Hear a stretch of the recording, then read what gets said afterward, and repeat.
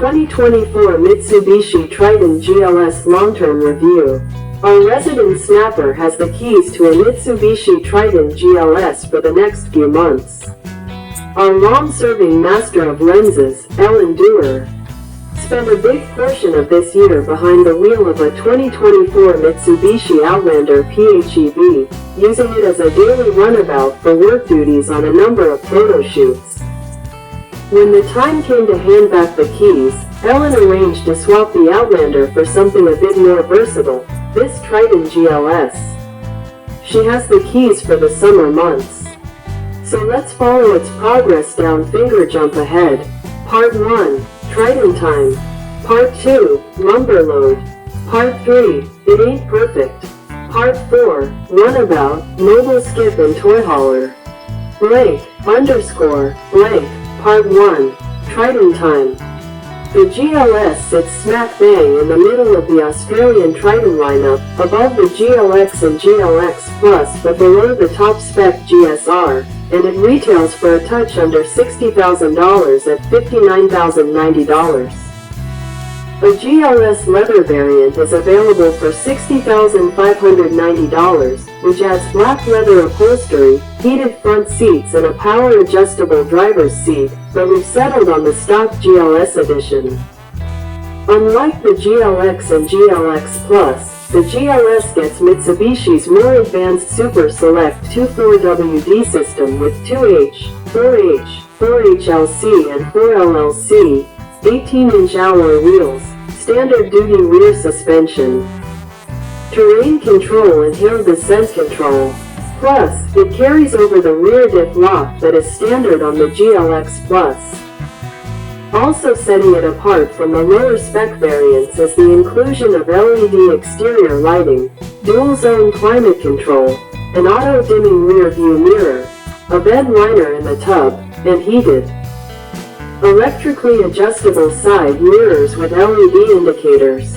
On the inside it also adds a wireless phone charger and soft padded interior surfaces with silver accented stitching. Equipment it shares with the GLX and GLX Plus includes a 9-inch infotainment system, Apple CarPlay and Android Auto compatibility, wireless for CarPlay only, a 7-inch semi-digital instrument cluster, vinyl flooring, 2 front and 2 rear USB ports, USB-A and USB-C, front and rear parking sensors, 360-degree camera, reverse autonomous emergency braking, side steps, and a tire pressure monitoring system, TPMS. The 6th Gen Triton is loaded with 8 airbags, dual front, side chest, side head, center and driver's knee, and it received a 5-star safety rating from ANCAP. An early criticism of the new Triton was its overbearing driver monitoring system, which would almost caution drivers for blinking too much. Thankfully, Mitsubishi released a software update to scale back the system's sensitivity and it's much better as a result. We've only had the Triton at 4x4 Australia HQ for a couple of days, but we've already taken it for a quick run off-road, essentially to get some slick photos of it. Reviewed a few Tritons already, including the GLX Plus and this GLS in a comparison against the Ranger and Helix. And our quick run reminded us how competent the Mitsubishi is on both dirt and tarmac, and how incredibly easy the 4x4 system is to operate. Ellen's time with the Triton will run over the Christmas period, so stay tuned to 4x4 Australia to read all about her journey with it over the next few months. Total kilometers we've put on it: 769 kilometers. Average fuel use: 8.1 L 100 kilometers. Blank, _ blank, Part 2, lumber load. One of my favorite memories is barreling up the beach on Kagari in my ex-partner's Triton dualcab as part of many adventures some years ago. Fast forward to now and the feeling of driving the new Triton GLS is familiar, but it's come a long way in terms of refinement, space and features. At 5 feet 2 inches, I appreciate the side steps and grab handle that make it easy to climb into the cab, and while the push-button start took me a while to get used to. Most of the dials around the cabin are easy-to-use analog ones, and I still prefer these over having everything operated from within the infotainment screen. The 360 degrees cameras help with reversing, and there's an additional camera that checks surroundings, which I really like as utes like the Triton can be unsuspectingly long. The Triton's first real job was taking a load of firewood from a neighbor's fallen tree down to my parents' place in South Gippsland. The tub is a little longer and wider than the previous model, and the GLS has a soft tonneau cover over it. After taking the cover off, I had doubts I'd be able to get it back on, as some tonneaus can be very tight. However, I was proven wrong. The front clips easily over a lip, with loops to pull over the side and rear edges with ease. An additional elastic with clips is included to secure large items. And the tub liner does a great job of protecting the painted surfaces. With the windows up, I was surprised at how good engine noise suppression is, especially for a diesel. But as my eyes wandered from the straight ahead, it's the photographer in me, I can't help it. The driver distraction indicator lights up, again and again. I understand the logic behind this feature, but to me it's bothersome when looking around for locations to shoot, or even just looking around and enjoying my surroundings. Mitsubishi has recalibrated and updated the software, but to be honest, it's still too sensitive for my liking. With a road in the rear, the ride in the Triton felt grounded and stable through the rolling hills and gravel roads of Gippsland. A photo trip to Lododari with nothing in the tray showed that steady and measured driving on gravel is best in a ute, but back on the highway it drives much like any SUV. With the cruise control easy to use and intuitive, and blind spot warnings always helpful. In these first weeks I've found the Triton to be user-friendly for the most part. Steering adjustment has taken some time to get right, but I am short and little. Seating is a little roomier than I recall. So taking my teenage nephew to help offload the wood wasn't a squeeze for him.